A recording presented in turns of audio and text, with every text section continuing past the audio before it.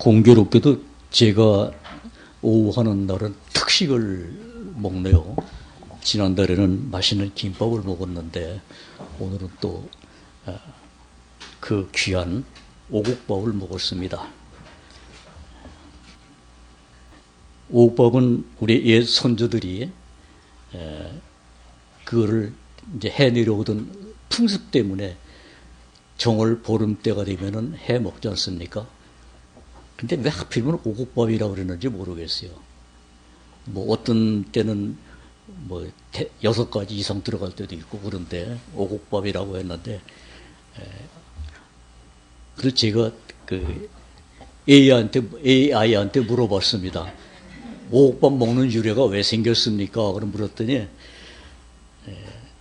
이게 한국의 풍습이라 그러면서, 한국의 풍습인데 이 선조들이 그게 이제 겨울 지나고 봄을 맞기 위해서 건강한 어떤 건강식품을 먹기 위해서 만들었는데, 그 유래가 하나님의 말씀인 성경을 통해서 온 거다 하면서 신명기 8장 얘기를 했더라고요. 그래서 신명기 8장에는 하나님이 이스라엘 민족에게 그 음식을 먹게 하는 그 규례가 나오거든요. 그걸 근거로 해서 나왔다. 아, 우리가 가지고 있는 풍속 모든 것이 하나님을 통해서 나온 건데 그것이 하나님을 영화롭게 하는 것이 아니라 전부 사람들을 위해서 만들어 놓은 것으로 변했구나 하는 것을 또 봤습니다. 그래서 5가지 음식, 그 뭐 나물도 있고 거기에 들어가는 콩, 팥, 무슨 뭐 제가 어렸을 때는 거기에 수수도 들어가고 좁쌀도 들어가고 뭐 그래가지고 찹쌀에 넣어서 어렸을 때 겨우 내내 제대로 못 먹고, 뭐 점심에는 감자나 고구마 먹고 아침 저녁에는 밥보다는 죽으로 먹고, 이런 시대를 지나다가 이 정월 보름때 돼서 오곡밥을 먹을 때는 이제 어른들이 그래요. 오늘 이 오곡밥 먹는 날은 나무를 9지게 해야 9번 나무를 해오고 그래야 먹을 자격이 있다라고 그래가지고 산에 가서 실제 가가지고 한 짐이래야 뭐 많이 하는 게 아니라 나무 몇 가지 잘라가지고 와서 한 짐이다 뭐 이렇게 해서 해본 적도 있습니다. 그래서 그렇게 해서 그날 먹고, 그 다음에 이제 저녁을 일찍 먹고, 그 다음에 밤에는 친구들하고 이제 집집마다 돌아다니면서 또 그 밥 가져가라고 집집마다 또 해가지고 이렇게 장독에다 올려놔줘서 그 찬밥 갖다 밤새 먹으면서 그렇게 지낸 그런 기억이 났었습니다. 그러면서도 그걸 왜 그렇게 했는지도 모르고 살았던 저희들 아닙니까? 오늘 오곡밥을 여러분들이 다 잡수셨으면서 이 오곡밥이 무슨 의미가 있는지 알고 잡수는 분이 없지만은 어쨌든 우리가 다 맛있게 먹었지 않습니까? 마찬가지로 하나님의 말씀도 우리가 이해돼서 읽고 이해돼서 믿는 게 아니에요.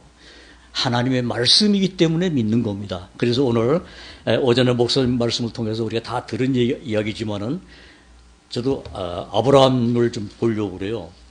아브라함 얘기가 어디에 나오느냐 하면은 창세기 11장 끝에 가서 아브라함 얘기가 나오고 12장부터 하나님께서 아브라함에게 약속을 해 주십니다.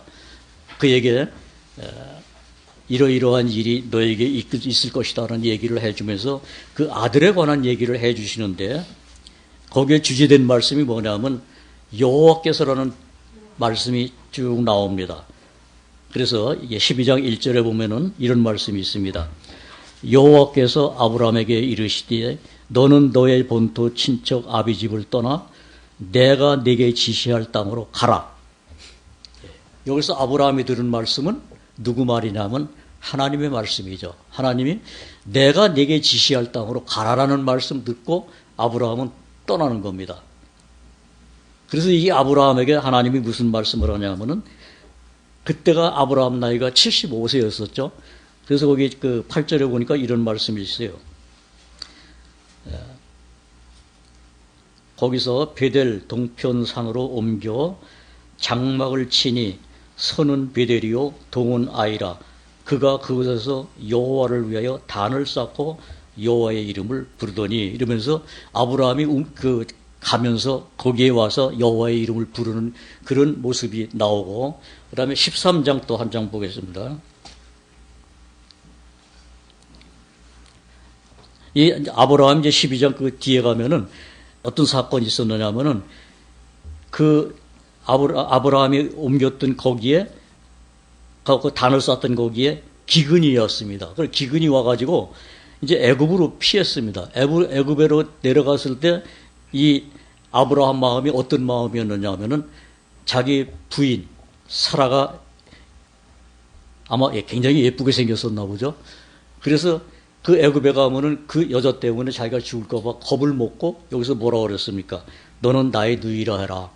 그래야 저 애굽에 있는 사람들이 나를 죽이지 않을 것이다. 그래서 당신으로 인해서 내가 살고 싶다라는 이야기를 했는데, 자, 우리는 아브라함이 하나님의 말씀을 들은 사람인데, 아유, 하나님의 말씀을 직접 들으면 나는 안 그럴 건데, 그런 마음을 혹 가질 수가 있을지 모르겠습니다. 그러나 아브라함은 그랬어요. 아브라함이 이랬다는 것은 우리도 똑같이 그럴 수밖에 없는 존재다. 그런 얘기입니다. 그래서 그 애굽에 갔을 때 여기 바로가 여기 15절 보니까 이런 말씀이 있습니다. 12장입니다. 10장 보기 전에 지금 12장에 바로의 대신들도 그를 보고 바로 앞에 칭찬함으로 그 여인을 바로의 궁으로 취하여 드린지라. 이에 바로가 그를 인하여 아브라함을 후대함으로 아브라함이 양과 소와 노비와 암수 나귀와 약대를 얻었더라.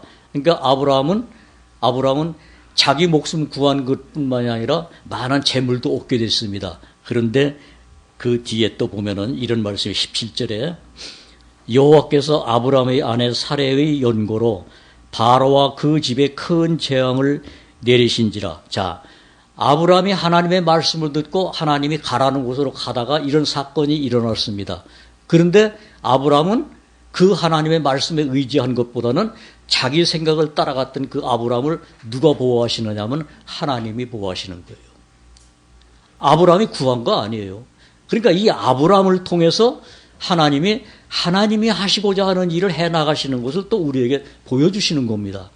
그러니까 우리는 자칫 잘못하면은 나 이제 구원받고 하나님의 백성 됐으니까 이제는 하나님의 일을 해야지. 이것도 하나님의 일이고 저것도 하나님의 일이고 막 이런 어떤 생각을 할 수가 있는데 아니다 그겁니다. 우리가 아무리 하나님의 말씀을 믿고 있다 하더라도 내가 할 수 있는 일은 하나님의 일을 하는 것이 아니라 하나님의 약속을 믿고 그 약속을 따라가는 것이 하나님의 일이에요. 그래서 예수님이 요한복음에서 그랬지 않습니까? 제자들이 어떻게 우리가 해야 하나님의 일을 하오리까라고 질문했을 때 그 예수님 대답이 잘 아시잖아요. 뭐라 그랬어요? 하나님께서 보낸 자를 믿는 것이 하나님의 일이다 그랬습니다. 그럼 우리는 뭐예요? 뭐가 하나님의 일일까요? 하나님이 약속하신 말씀을 믿고 그걸 증거하는 것이 하나님의 일이에요. 다른 거 없어요. 그러니까 하나님께서 약속하신 것을 우리가 아는 것이 아니라 하나님이 약속하신 것을 하나님이 알 거 아닙니까? 그리고 그 하나님이 아시는 것은 하나님이 이끌어 가시는 것이지 내가 하는 건 아니다 그겁니다. 다만 우리는 그것을 하나님의 약속으로 믿고 내 것으로 삼고 그것을 증거하는 거예요. 그래서 예수님이 돌아가시면서 뭐라 그랬습니까? 너희에게 성령이 임하면 땅끝까지 이르러 내 증인이 되라. 그게 사도행전 1장에 나오는 말씀 아닙니까? 성경에서 약속하는. 그러니까 우리가 하나님의 말씀을 전하려면 어떻게 해야 돼요? 우리가 하나님의 말씀을 먹어야 돼요. 하나님의 말씀을 내 것으로 삼을 수 있어야 돼요. 하나님이 주시는 말씀을 내가 먹고 내 것으로 소유하고 내 것으로 소유한 만큼 움직이는 겁니다. 그게 움직이는 것이 살아가는 거예요. 그 이상도 그 이하도 없습니다. 다만 하나님의 말씀을 먹은 것만큼 내가 움직이지 먹지 않은 것까지 움직일 수는 없는 겁니다. 우리 본질이 그래요. 그래서 아는 것만큼 우리가 말할 수밖에 없는 겁니다. 세상 것은 내가 손톱만큼 알고 주먹만큼 얘기해도 돼요. 그렇죠? 왜냐하면 우리 본질이 그래요. 하와가 그랬잖아요. 하나님은 먹지 말라 그랬는데 사단과 대화 나누면서 뭐가 나왔어요? 죽는다고 하는 얘기를 죽을까 하노라는 말로도 불렸죠. 또 만지지도 말라는 말도 붙어붙였죠. 그 다음에 그러고서 그 과일을 보니까 뭐예요? 먹음직하고 보암직하고 지혜롭게 하고 탐스럽다는 나무로 엄청 부풀어졌어요. 하나님이 그거 원하는 거 아니에요. 하나님께서는 먹지 말라. 그거 한마디면 다라고 우리가 지난 수요일날 다 우리 교전하는 거 아닙니까? 자, 그런데 인간 마음속에 그것이 하나님의 말씀이 거하는 것이 아니라 내 생각에 많이 붙어갑니다. 얼만큼 붙어 있느냐? 그거 많이 붙은 사람을 세상에서 뭐라 그래요? 유능한 사람이라고 그래요. 그렇죠? 근데 하나님의 말씀은 그럴 때 뭐라 그래요? 죄 짓는다고 그래요. 너는 여호와의 말씀에 더하지 말라. 네가 거짓말하는 자가 되고 그 죄하지 말라 그랬잖아요. 왜? 네가 생명체에서 죄함을 받는다 그랬어요. 그러니까 우리는 하나님의 말씀을 들을 때 정직하게 듣는 게 뭐냐? 하나님이 이렇게 하셨다 하면 그렇게 듣는 것을 우리가 배우는 겁니다. 자, 여기 이 아브라함을 통해서 우리가 듣는 말씀이 그거예요. 자, 13장 보십시오. 거기서 또 아브라함이 또 단을 쌓았습니다. 그 단을 쌓았던 곳에 왔습니다. 4절입니다. 그가 처음으로 단을 쌓은 곳이라. 거기가 어디예요? 여기 서쪽과 동쪽으로 가다가 거기 여호와의 이름을 처음 부르고 단을 쌓았던 그곳에 이름을 부른 곳이 거기 다시 왔습니다. 그 다음에 거기에서 이제는 그 조카 롯의 사람들과 자기 사람들이 양도 많아지고 여기 지금 애굽에서 가축도 받고 이러다 보니까 거기서 같이 살기가 하고 어떤 다툼이 생기니까 지금 여기서 롯과하고 헤어지는 장면이 나옵니다. 그리고 14절 보니까 이랬습니다. 롯이 아브라함을 떠난 후에 여호와께서 아브라함에게 이르시되 너는 눈을 들어 너 있는 곳에서 동서남북을 바라보라. 보이는 땅을 내가 너와 네 자손에게 주리니 그 다음에 영원히 이루리라. 내가 네 자손으로 땅의 티끌 같게 하리니 사람이 땅의 티끌을 능히 셀 수 없을진데 네 자손도 세리라. 너는 일어나 그 땅을 종과 행으로 행하여 보라. 내가 그것을 네게 주리라.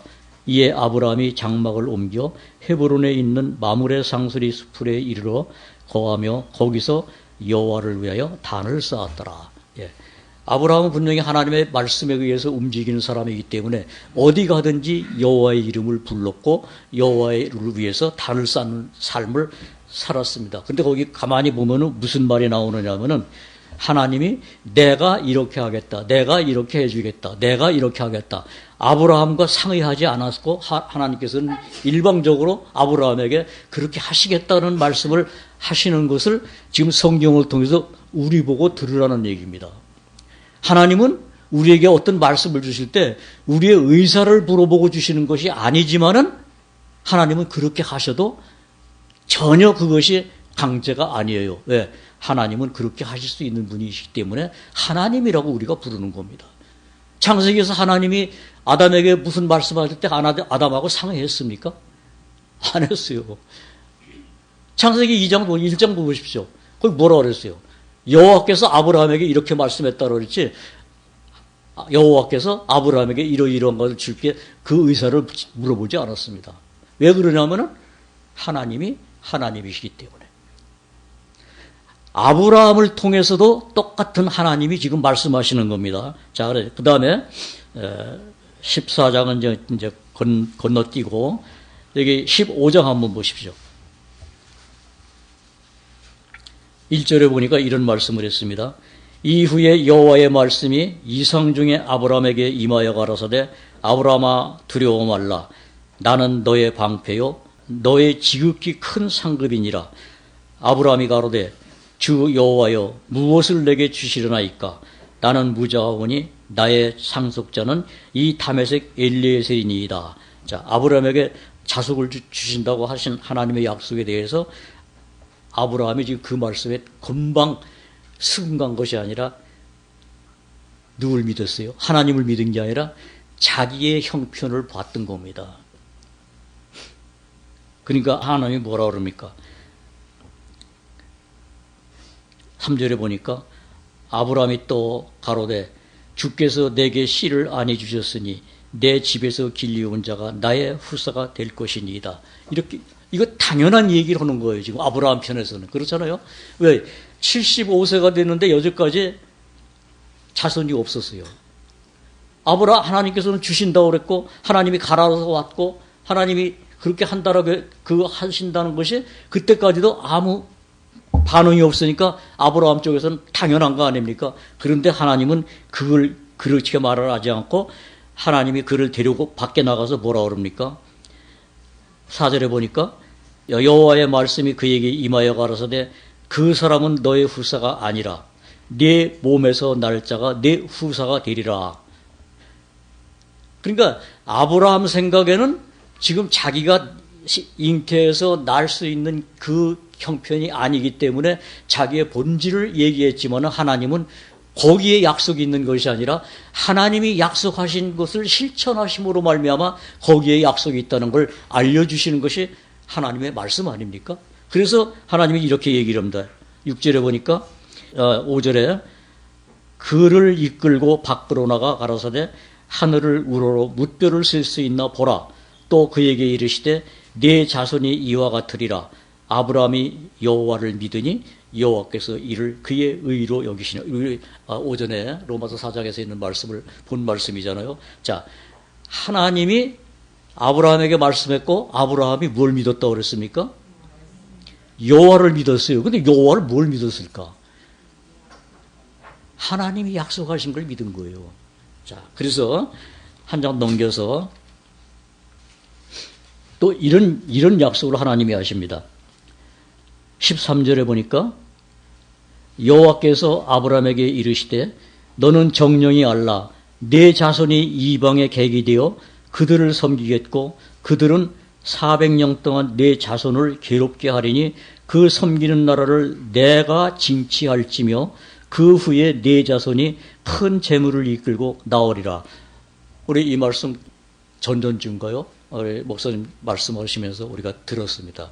출애굽기 얘기하면서 여기도 보니까 하나님께서 아브라함에게 여호와께서 아브라함에게 이르시되 너는 정령이 알라. 이거 기억하라는 얘기죠. 정령이 알아. 그 얘기는 창세기에서 정령 죽으리라 하는 말씀 같은 거 아니에요. 꼭 반드시라는 단서가 붙는 겁니다. 정령이 알라. 반드시 알아야 된다. 그러면서 내가 이방의 객이 되어서 400년 동안 그들을 섬기는데 그들을 섬기다가 그냥 나오는 게 아니라 그들을 내가 징치하면은 그때 너희가 나오는데 뭘 갖고 나온다 그랬어요? 큰 재물을 이끌고 나오리라 그랬습니다. 자, 이들이 애굽에서 나와가지고 광야에서 성막을 지을 때 뭐로 지었다고 그랬습니까? 애굽에서 가져오는 재물을, 재산을, 금, 은, 동, 철, 이런 걸 가지고 성막을 만들었다 그랬잖아요. 그게 실제로 이루어진 겁니다. 그러면 400년 전에 지금 이 얘기를 하는 거예요. 400년 동안 성교단에 나온다 그랬으니까. 그러니까 그렇게 약속을 하신 하나님입니다. 이걸 우리가 하나님이 약속하신 것이 실제로 이루어지는가를 보기 위해서 지금 이 말씀을 보는 겁니다. 왜 그렇게 보아야 되느냐 하면은, 자, 아브라함을 우리가 아무리 최고의 상상을 내 속에서 끄집어내서 상상해도 아브라함 이해가 됩니까? 아브라함의 모양이라든지 아브라함의 삶이라든지 아브라함의 그 어떤 믿음의 삶이 이런 것이 이해가 될 수가 있는 부분이 요만큼이라도 있습니까? 없어요. 근데 아브라함은 성경에 기록되어 있어요. 근데 아브라함이 언제 또 나와요? 신약에 보니까 누가복음 16장에 보니까 아브라함 나와요, 안 나와요? 부자와 나사로가 죽었을 때 나사로가 누구 품에 있다고 그랬어요? 그럼 지금 예수님이 예를 들어서 얘기한 그 아브라함은 지금 어디 있다는 얘기입니까? 하나님 나라에 가 있다는 얘기예요. 그럼 아브라함이 가 있다는 그곳은 우리도 장차 갈 곳이라는 것을 믿을 수 있습니까? 못 믿습니까? 믿음을 그래서 주시는 거예요. 자, 우리 모세는 여러분 모세에 대해서 잘 압니까? 알죠. 성경에 있으니까. 그러나 모세의 부활한 모습을 우리는 못 봤잖아요. 그렇죠. 근데 마태복음 17장에 보니까 예수님이 변화산에서 예수님이 변화된 모습 속에 누가 왔어요? 엘리야와 모세가 나타났어요. 아, 모세 이 땅에서 살았던 그 모세가 하나님이 약속한 가나안 땅에 들어가지는 못했고 벌써 바라봤지만은 그 모세도 하나님 나라에 가 있는 분이구나. 우리는 그 이해가 안 돼요. 이해가 안 되지만은 그곳이 있다는 것을 성경은 보여주는 겁니다. 그 모세가 간 것을 보여준다는 건 하나님이 약속하신 것은 반드시 이루어진다는 걸 기억하라. 그러니까 지금 아브라함에게도 정녕 알라. 내가 이방의 객이 되어서 400년 동안 그들을 섬기는 것도 꼭 있을 일이고 그 후에 그들이 거기서 내가 그들을 징치했을 때 그 자손을 끌어내오는데 그들이 많은 재산을 가지고 나온다라는 것도 하나님이 아브라함에게 약속했을 때 그 아브라함이 그 과정을 통해서 그 자손들이 갖고 나왔을 때 뭐가 이루어진 겁니까? 하나님의 약속이 이루어진 거예요. 노아 홍수 때 보면은 노아 홍수가 끝나고 나서 창세기 9장에 보면은 하나님이 뭘 줬습니까? 무지개를 줬습니다. 그렇죠?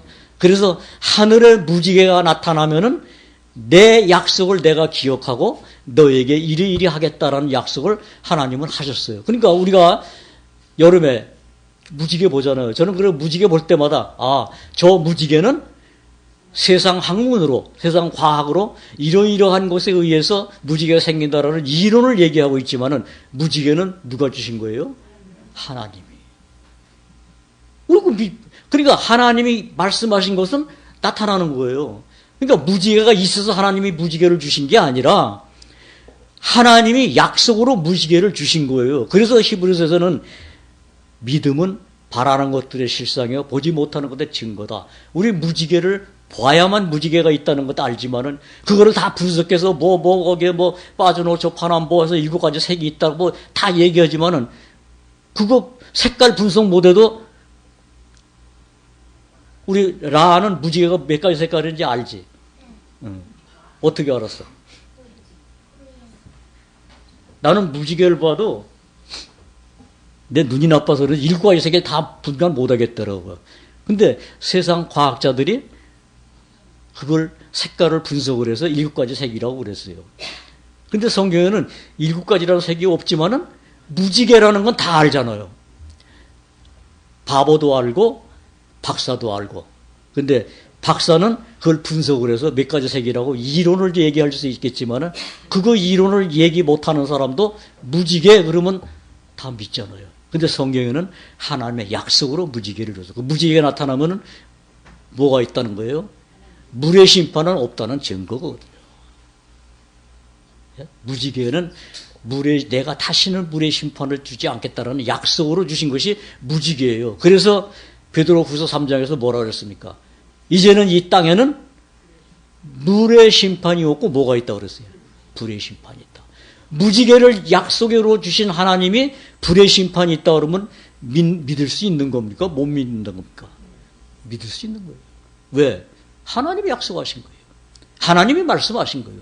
하나님의 말씀은 그래서 우리가 어떤 이론으로 이해되기 때문에 믿는 것이 아니라 그 실체가 하나님은 보여주심으로 말미암아 모든 것을 말씀과 일치되는 것, 그걸 믿게 하시는 겁니다. 그래서 신명기에 보면 이런 말씀이 있습니다. 신명기 18장 보십시오.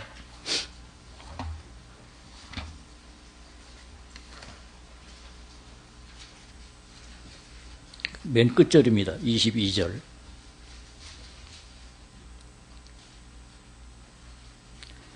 자, 여기 같이 한번 읽어보겠습니다.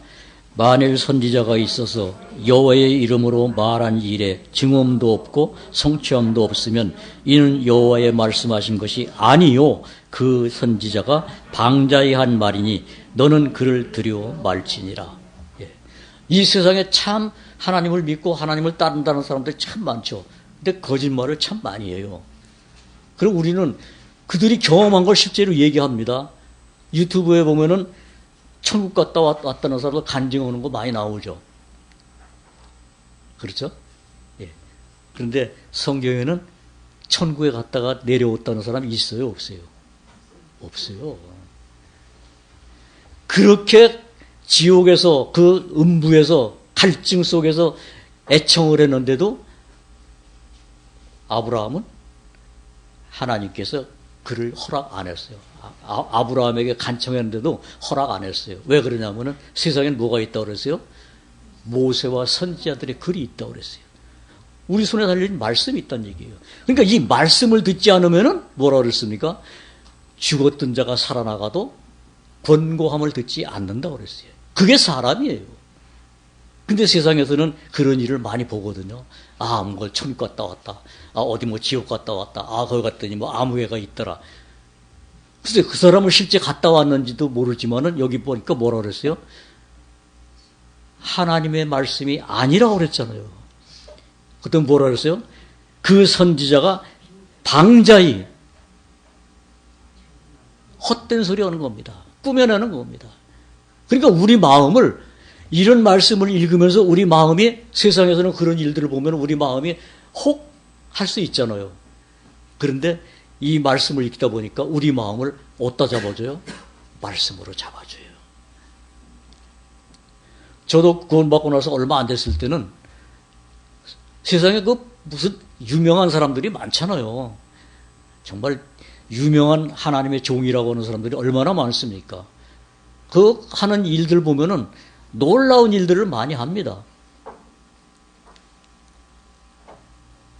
그래서 심지어는 저 무슨 기도원이라는 큰 여기 오살리에는 기도원이라는데 그 어떤 때 방송에 나오는 거 보면은 대단합니다. 그런데 말씀으로 잡힌 바 된 사람은 사도 바울이 말씀했듯이 내가 잡힌 바 된 것을 잡으려고 쫓아가노라. 앞에 있는 표대를 향해서 쫓아가노라는 그 말씀같이 오늘 말씀에 내 마음이 딱 잡혀지니까 그게 정리가 되더라고요. 그래서 저는 그때 무엇을 알았느냐 하면은 아, 하나님이 하나님의 백성을 지킨다라는 걸 그때 다시 한번 알았어요. 그래서 나는 지킨다 그러면은 하다가 위험한 일이 있을 때 지킨다라는 걸 착각했었어요. 왜? 지킨다라는 걸 내가 그것밖에 모르잖아요. 뭐 다칠 일이 있으면 다치지 않게 해주고 불행한 일이 올 때 불행한 일 안 오게 해주고 지키는 그거였거든. 그런데 어느 날 내 마음에서 그런 미혹이 올 때 나를 그 말씀으로 다시 갈 수 있도록 잡아주시는 것을 저는 여러 번 체험을 하면서 말씀으로 가게끔 해주시는 거예요. 아, 이게 하나님의 은혜다. 왜? 하나님의 은혜는 어디로 와요? 말씀을 통해서 오는 거예요. 내가 상상 속에서 오는 것이 아니고 내가 꿈을 꾸다 얻는 것도 아니고 내가 무슨 일을 통해서 얻는 것이 아니라 말씀을 통해서 오는 것이 하나님의 은혜라는 겁니다. 자, 창세기 17장 보십시오. 자, 아브라함의 99세 때에 여호와께서 아브라함에게 나타나서 그에게 이르시되 나는 전능한 하나님이라 너는 내 앞에서 행하여 완전하라. 내가 내 언약을 나와 너 사이에 세워 너로 심히 번성케 하리라 하시니 아브라함이 엎드린데 하나님이 또 그에게 일러 가라사대 내가 너와 내 언약을 세우니 너는 열국의 아비가 될지라. 자, 여기 지금 한 서너 절 읽었습니다. 여러분 머리에 기억되는 말씀이 생각나십니까? 여기 보니까 무슨 말씀이 있냐 하면은 내 언약이라는 말씀이 있습니다. 내 언약. 여러분 오전에 우리가 목사님 말씀을 통해서 들었습니다. 예수 그리스도를 통해서 우리를 구원하신 것은 누구의 약속에 의해서입니까? 하나님의 약속이에요. 그게 하나님의 약속이에요.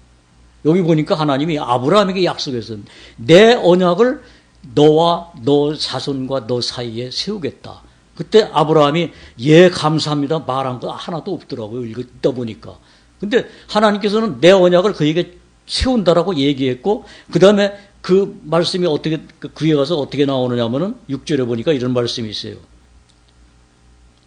내가 너로 심히 번성케 하리니 나라들이 내게로 조차 일어나며 열왕이 내게로 조차 나리라. 내가 내 언약을 나와 너와 네 후대 후손의 사이에 세워서 영영한 언약을 삼고 너와 네 후손의 하나님이 되리라. 자, 하나님께서 아브라함에게 내 언약을 세워서 나는 너의 영영한 하나님이 되리라고 아브라함에게 약속했습니다. 그럼 아브라함이 뭘 믿었다고 그랬죠? 하나님의 약속한 하나님을 믿었어요. 그래서 그게 의가 됐습니다. 그럼 우리가 구원받고 우리가 의롭다 칭함을 받은 것은 무엇에 의해서 됐느냐 하면은 그 하나님이 예수 그리스도를 통해서 세우신 약속을 어느 날 믿게 하셨고 그 믿음을 하나님이 하신 약속에 근거해서 나를 어떻게 했어요? 하나님의 자녀 삼아주신 겁니다. 누가? 하나님께서, 여호와께서. 그러니까 우리가 구원받고 하나님의 자녀된 것은 누가 보증한다는 얘기입니까? 우리 각자가 보증하는 것이 아니라 나를 하나님이 택해 주신 그분이 아브라함에게 약속한 그 아브라함의 믿음 안에 있는 모든 사람들에게 같은 언약을 주신 거예요. 그러니까 그 언약에 대한 책임은 하나님이 지시겠다는, 여기 뭐라 그랬어요? 7절 아까 읽었죠? 내가 내 언약을 나와 너와 네 후대 후손의 사이에 세워서 뭐라고요? 영영한 언약을 삼고, 영영하다는 것은 끝이 있다는 얘기입니까? 없다는 얘기입니까? 끝이 없어요. 자, 우리가 영영이라고 얘기하면 그거는 내가 끝나면 끝나는 거예요. 그러나 하나님의 영영한 언약은 끝이 없어요. 왜? 하나님은 영원한 분이시기 때문에. 그래서 우리가 그걸 받아들였을 때 내가 영생이라는 것이 실제가 되는 겁니다. 영생. 왜냐하면 영원하신 하나님의 생명이 내 안에 와 있기 때문에 영생이에요. 그렇잖아요? 왜? 그게 약속이니까. 그게 하나님이 아브라함에게 세우신 약속인데 그 아브라함이 가진 믿음을 나도 어느 날 말씀을 통해서 내 안에 이루어졌기 때문에 아브라함에게 세운 약속도 나와 같은, 내가 같은 약속을 받은 자가 된다고 성경이 말씀하는 겁니다. 그래서 이 성경이 곧 우리에게 보증이 되는 겁니다. 왜? 믿을 만한 증거를 하나님이 말씀을 통해서 주셨다라고 사도 바울이 말했기 때문에 그걸 들은 거예요. 자, 아브라함을 우리가 못 받고 아브라함의 삶의 형편에 대해서 우리가 다 알지 못한다 하더라도 그 아브라함이 천국에 있고 그 아브라함을 통해서 하나님이 모든 약속을 하는 것이 이루어질 것을 말씀해 주고, 그러니까 그 약속을 믿은 나도 그 약속대로 되는 것이 우리에게 은혜와 선물로 줬다는 것이, 이게 놀라운 역사다 그겁니다. 왜 이 말씀을 드리느냐 하면은 우리는 성경을 통해서밖에 모든 것을 알 수가, 그 이해는 알 수가 없어요. 그러니 우리가 성경을 통해서 알 수 있는 것을 성경을 멀리하고 안다는 것은 그건 말이 안 되잖아요. 그렇죠? 우리가 말씀을 가까이 하지 아니하고 하나님 믿어, 나 하나님 것, 하나님의 말씀 뭐 다 믿어, 아무리 얘기를 하도 말씀을 내가 멀리하고 있다는 것은 내가 하나님하고 관계없다는 걸 내 스스로 증거하는 거예요. 어디서? 우리 앞에서는 다 그거 넘어갈 수 있습니다. 그러나 하나님은 어떤 하나님입니까? 시편 139편에서 뭐라 그랬습니까? 내가 저 하늘에 피타세를 펴더라도 거기서 곧 하나님이 나를 아시고, 내가 저 땅 끝 음부의 자리를 펼쳐도 거기서도 하나님이 나를 아신다라고 얘기를 했어요. 그 하나님이 살아계십니까? 말로만 계십니까? 여러분 스스로가 한번 생각해 보십시오. 그 살아계신 하나님을 내가 아버지라고 불렀다면은 모든 삶이 바뀝니다. 그 하나님을 내가 그렇게 보지 못하고 그렇게 믿지 않기 때문에 내가 속이는 거예요. 왜? 하나님이 나와 같은 줄 알고. 그래서 하나님을 속이는 겁니다. 여러분, 사람은 속일 수 있을지언정 하나님은 안 속습니다. 제 마음속에도 그런 마음이 있거든요. 아, 하나님이 요것쯤은 모를 거야. 그런 마음이 수시로 와요. 왜 그러냐면은 나라는 존재는 어떨까요? 형편없어요. 나라는 본질은 형편없어요. 그런데 하나님이 가장 귀하게 여기는 말씀이 육신을 입고 오신 그 주님을 나의 주로 삼아주셨고 나를 그 안에 넣어주신 분이 그분이라는 것 때문에 내가 사는 겁니다. 그래서 사도 바울은 그거를 그리스도를 그 아들 예수 그리스도를 믿는 믿음 안에서 산다라고 갈라디아서 22장 20절을 이하에 그 말씀을 해주신 겁니다. 왜? 그것밖에 없으니까. 그 외에는 없어요. 우리가 아무리 내가 똑똑하고 내가 모든 것을 철저하게 한다 하더라도 그 안에는 삶이 없어요. 오직 삶은 예수님이 약속하신 거예요. 내가 아버지로 인하여 사는 것 같이 내 살을 먹고 내 피를 마시는 자는 그도 나로 인하여 산다라는 그 원칙과 원리와 약속이 되어졌기 때문에 그 안에서 사는 것 외에는 없기 때문에 나도 그 말씀으로 가는 겁니다. 그러면 내가 가는 겁니까? 아니에요. 하나님이 나를 이끌어 주시는 겁니다. 그게 시편 23편이에요. 그 말씀이 우리 살아가면서 계속 나를 그렇게 이끌어가는 그 삶입니다. 그래서 내가 여호와의 목자가 누구냐? 여호와는 나의 목자시니 내가 뭐라고 그랬어요? 내가 부족함이 없으리로다. 그렇죠? 그래서 그 찬송이 나오는 거고 그 찬송이 나의 노래가 되는 겁니다. 나의 노래가 되는 겁니다. 이런 것이 없으면은 절대 그것은 나의 노래가 될 수가 없는 겁니다. 자, 우리 고린도전서 12장을 한번 보겠습니다.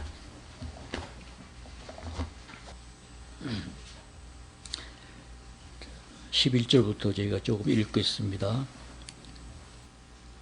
12절 몸은 하나인데 많은 지체가 있고 몸의 지체가 많으나 한 몸임과 같이 그리스도도 그러하니라.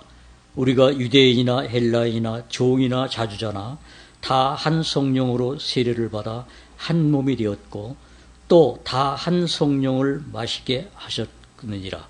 몸은 한 지체뿐 아니요 여럿이네. 만일 발이 이르되 나는 손이 아니니 몸에 붙지 아니하였다 할지라도 이로 인하여 몸에 붙지 아니한 것이 아니요 또 귀가 이르되 나는 눈이 아니니 몸에 붙지 아니하였다 할지라도 이로 인하여 몸에 붙지 아니한 것이 아니니 만일 온 몸이 눈이면 듣는 곳은 어디며 온 몸이 듣는 곳이면 냄새 맡는 곳은 어디뇨. 자, 18절 한번 같이 읽겠습니다. 그러나 이제 하나님이 그 원하시는 대로 지체를 각 몸에 두셨으니, 자, 여기 보십시오. 그러나 이제 누가요? 하나님이 그 원하시는 대로 지체를 각각 몸에 두셨다. 여기 지금 사도 바울이 교회와 그리스도를 설명하면서 그리스도와 교회는 한 몸이다라는 걸 지금 얘기하면서 우리가 그리스도로 말미암아 지금 고린도전서 1장을 보면은 성도가 누구냐, 교회가 누구냐 이걸 설명하면서 지금 계속 해 나오는 것이에요. 그래서 하나님께서 우리를 뭘 삼아 주셨다고요? 교회의 한 지체로 삼아 주신 거예요. 자, 우리가 우리 스스로를 보면은 아, 나는 교회에서 아무것도 아니야. 뭐 할 일도 없고 할 만한 어떤 자격도 없고. 여러분, 그렇게 생각하는 것 오해입니다. 그건 여기 뭐라 그랬습니까? 하나님이 그 원하시는 대로 지체를 각각 몸에 두셨다고 그랬습니다. 자, 내가 하나님의 부름을 받고 하나님의 은혜로 말미암아 교회의 한 지체로 부름을 받았다는 사실은 누가 했다는 얘기예요? 하나님이 그렇게 하셨다는 얘기입니다. 우리는 내가 어느 지체인지 몰라요. 내가 발가락인지 손가락인지 내가 무언지 몰라요. 그러나 하나님은 아십니다. 그 아시는 지체를 하나님이 쓰시는 겁니다. 그러니까 내가 하나님의 일을 위해서 뭘 하는 게 아니라 내가 하나님의 지체로서 살아가는 삶으로 살면은 하나님이 필요할 때 거기에 맞게끔 쓰시는데 우리 몸을 한번 생각해 보십시오. 자, 손은 뭐 할 때 씁니까? 내 몸을 지탱할 때도 손을 써요. 또 내가 무엇을 먹을 때, 무엇을 집을 때도 손을 써요. 발은 언제 씁니까? 발은 밥 먹을 때 씁니까? 걸어 다닐 때 씁니까? 아, 내가 오늘은 교회 가야 되니까, 걸어가야 되니까 발로 축구 좀 해줘. 그래서 움직입니까? 아니잖아요. 발과 손과 모든 것이 내 몸과 일체가 이루어졌다는 사실 때문에 내가 몸이 필요할 때 움직이는 거예요. 이 지체들이. 그럼 교회도 교회의 지체로서 내가 교회에 붙어 있는 것이 실제가 됐을 때 하나님이 나를 쓰실 때 나는 그 길을 갈 수 있는 지체가 되는 겁니다. 이것이 굉장히 귀중한 거예요. 왜? 그걸 모르면은 나는 나대로 살 수밖에 없습니다. 그런데 여기 뭐라 그랬어요? 하나님이 하나 되게 했다고 그랬어요. 여기 뭐라 그랬습니까? 13절에 보니까 우리가 유대인이나 헬라인이나 종이나 자주자나 다 한 성령으로 세례를 받아 한 몸이 되었고 우리가 그리스도 안에서 한 몸이 됐대요. 우리는 다 각자 흩어져 사는데요. 예. 그건 우리가 세상에서는 그래요. 그러나 하나님이 보시는 것은 그리스도를 머리로 한 한 지체로 보기 때문에 나도 귀한 겁니다. 내가 보기에 귀한 자가 아니라 하나님이 보시기에 귀하게 보시는 거예요. 하나님이 보시기에. 그렇기 때문에 내가 귀한 자로 살라는 얘기입니다. 살 수 있는 거예요. 내가 그것을 자꾸 착각하기 때문에 나 같은 게 여러분 구원받기 전에는 나는 형편없는 자예요. 구원받고 나가도 형편없는 자예요. 그러나 구원받은 이후에 나를 보니까 내가 나를 보는 게 아니라 내 안에 사신 누가 있어요? 그리스도가 있잖아요. 그 그리스도를 보니까 내가 귀한 자가 됐구나. 내가 이제 하나님의 정말 하나님이 귀히 여기는 자가 됐다라는 것이 너무나 놀라운 사실인 거예요. 그래서 내가 내 몸을 죄의 병기로 쓰질 않는 겁니다. 그래서 그걸 모를 때는 내 지체를 아무렇게나 쓸 수가 있어요. 그래서 그걸 깨달으라고 고린도전서 3장이나 6장에 가서 너희가 하나님의 성령이 거하는 저런 줄 알지 못하느냐 이런 말씀을 해주는 겁니다. 우리가 그런 걸 착각을 하고 모르기 때문에 나를 함부로 대하는 때가 있는 겁니다. 여러분 우리가 얼마나 귀한지 아십니까? 우리 각 구원받은 각자가 얼마나 귀한지를 아시려면은 주님을 생각하십시오. 주님이 누굽니까? 주님은 하나님께서 말씀했습니다. 뭐라고 그랬어요? 이는 내 사랑하는 자요 내 기뻐하는 자니. 여러분 그가 예수님이에요. 이는 내 사랑하는 자요 내 기뻐하는 자니 너희는 저의 말을 들으라 한 그분이 예수님이에요. 근데 그분을 하나님께서 어떻게 했어요? 나를 대신해서 십자가에 돌아가시겠다는 사실입니다. 그 약속을 하나님은 이루신 거예요. 그 약속을 이루신 하나님의 그 약속, 너희가 저의 말을 듣고 예수님이 말씀했습니다. 내 말을 듣고 요한복음 5장 24절에서 진실로 진실로 너희에게 이르노니 내 말을 듣고 그 다음에 또 나 보내신 이를 믿는 자는 여러분, 예수님의 말씀을 믿고 그를 이 땅에 보내신 하나님의 약속으로 믿고 받는 사람은, 믿은 사람은 심판에 이르지 아니하나니 사망에서 생명으로 옮겼느니라. 그게 약속이에요. 그러니까 하나님과 예수님은 동등할 뿐만 아니라 그 약속을 이루시기 위해서 이 땅에 보내신 분이 예수님이고, 그 약속을 실제로 이루신 분이 또 예수님이고, 그 약속대로 부활 승천하신 분도 예수님이고, 그 다음에 그 약속을, 예수님의 약속을 실천하신 분이, 이 땅에 오신 분이 누구예요? 성령이에요. 그 성령님이 약속하신 것이 하나님의 약속이고, 그 약속을 믿고 거듭난 사람들이 약속에 의해서 우리가 거듭났다 그겁니다. 이 모든 것이 어디에 있어요? 성경에 있는 겁니다. 아브라함을 통해서 보내주신 하나님의 약속이 사도들을 통해서 보여줬고, 창세기 3장에서 하신 하나님의 약속이 선지자들을 통해서 보여줬고, 그 약속이 사복음서에 와서 이루어졌고, 그 약속이 이루어진 것을 사도들이 서신서 속에서 그대로 이루어지면서 어느 날 이 대한민국에 우리에게까지 임해서 우리가 그걸 믿는 자 되었지 않습니까? 그 약속의 역사는, 그래서 사도 바울이 하나님의 말씀은 그래서 믿는 자 속에서 역사한다는 말을 그래서 해주신 겁니다. 믿지 아니하면은 역사가 없는 겁니다.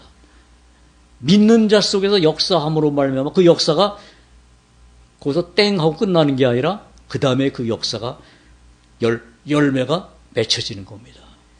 그 열매는 가장 귀한 열매입니다. 왜? 하나님의 약속의 열매이기 때문에. 그 열매가 어느 날 맺혀져서 이렇게 흘러와서 어느 날 이 대한민국 제 구석에 있는 우리에게까지 와서 그 하나님을 바라보는 은혜를 선물로 받았다라고 성경은 얘기하고 있으니, 그 선물을 받은 자가 기뻐하는 것이 잘못된 겁니까? 그 기뻐하지 못하는 것이 잘못된 거예요. 그렇잖아요? 그래서 사도 바울이 뭐라 했습니까? 항상 기뻐하라. 쉬지 말고 기도하라. 범사에 감사하라. 이 말을, 그래서 사도 바울의 그 마음을 조금이나마 맛본 사람은 그 말씀을 읽을 때 기쁠까요? 부담 갈까요? 내 마음에서 부담이 간다면 기쁠 수가 없습니다. 그렇죠? 그러나 내 마음에서 기쁨이 있다면 부담 가는 게 아니라 감사가 넘치는 거예요. 그것을 우리가 성경을 통해서 확인하면서 우리가 매일매일 잘하는 겁니다. 자, 한 절만 더 보겠습니다. 자, 베드로 전서를 한번 보십시오.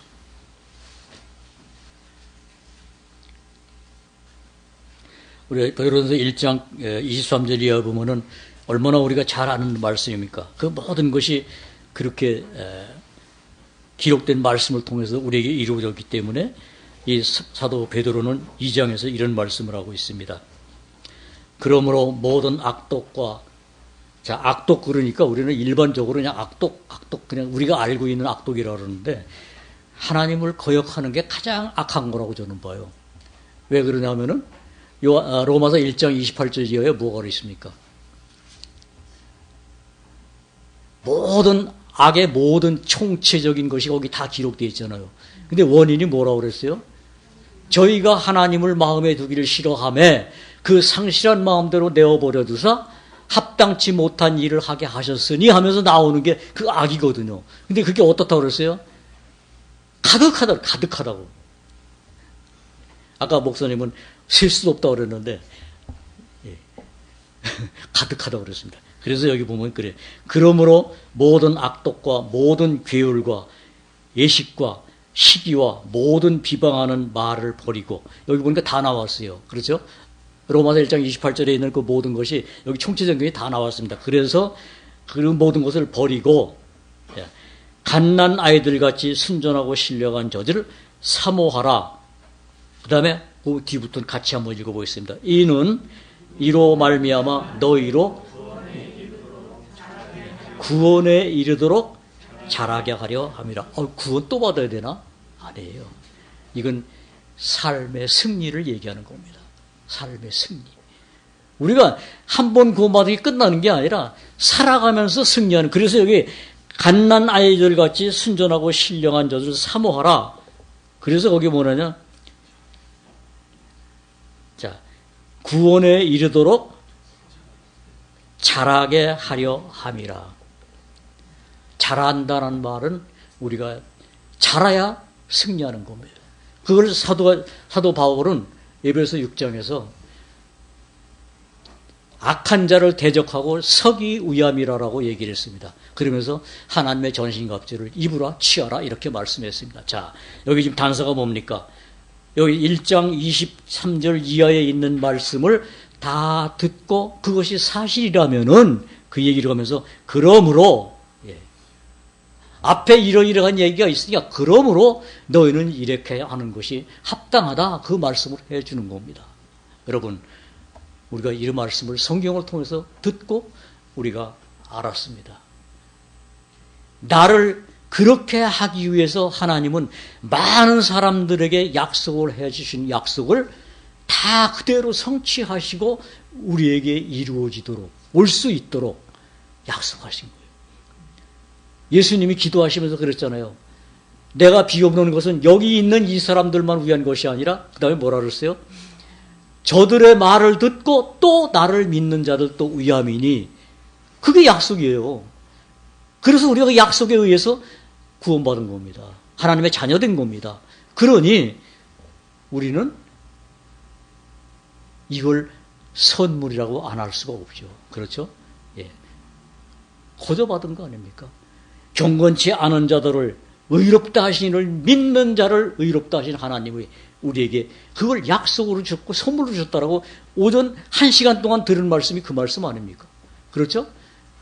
오늘 오전 1시간만 들었습니까? 계속해서 나오는 말씀이 그 말씀이에요. 이 성경은 100년이 가도 이대로예요. 그러나 여기서 우리가 취하는 것은 매일매일 맛이 다릅니다. 이게 하나님의 말씀입니다. 그래서 이스라엘 민족이 광야에서 40년 동안 만나를 먹을 때도 매일매일의 만나가 달랐던 것과 같이 우리가 이 말씀을 읽어도 저는 이 성경책이 몇 년도에 샀냐면은 87년도에 산 책입니다. 이 책은 87년도에 87년도 보다 보니까 종이도 다 낡아서 잘못하면 다 찢어지고 부서져요. 이렇게 오래돼가지고 땀도 묻고 뭐 지저분하게 묻으니까 그게 부서져가지고 이 껍데기도 다 떨어져서 지금 테이프로 붙이고 그랬는데 이런 성경이 지금 없어요.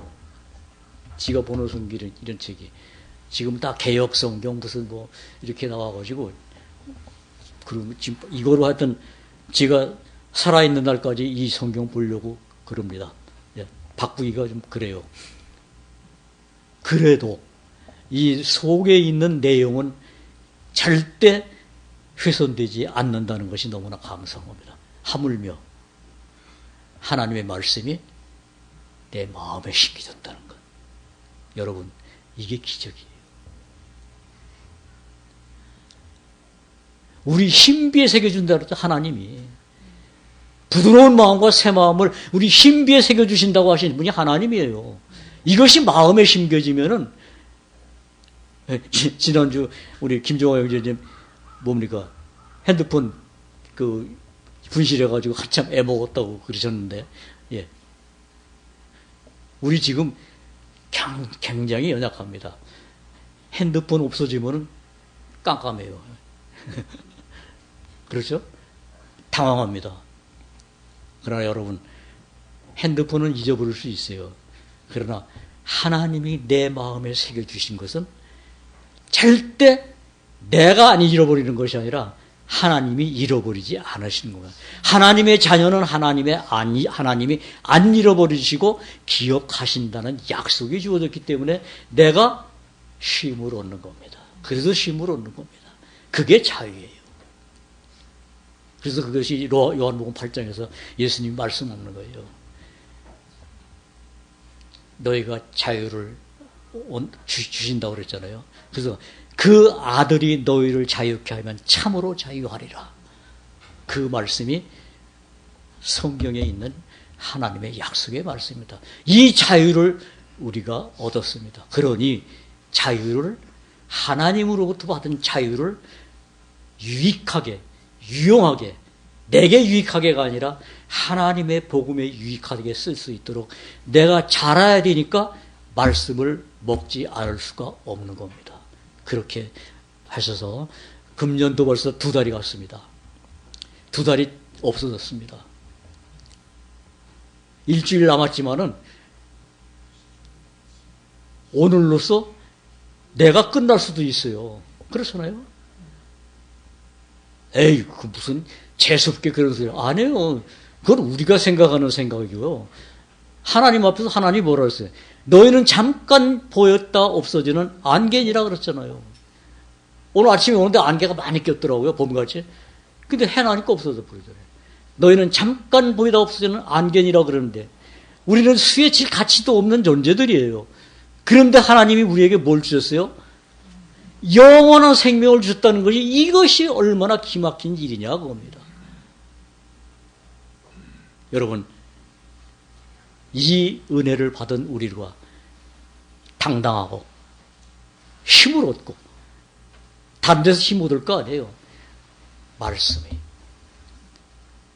말씀은 강력한 진을 파하는 것이 말씀입니다. 예, 내 안에 차곡차곡 쌓여있는 자아라는 그 무지무지한 성벽을 말씀이 아니고는 피할 수가 없는 겁니다. 그래서 하나님의 말씀대로 여리고성을 무너뜨리게 한 역사가 성경에 있는 겁니다. 거기 그들이 무슨 곡괭이를 가지고 성을 판 거 아니잖아요. 하나님이 매일 한 바퀴 돌고 마지막 날에는 7바퀴를 돌아라. 그게 무너졌잖아요. 그게 그럴 일이 어떻게 있어요. 예. 우리가 믿지 못해요.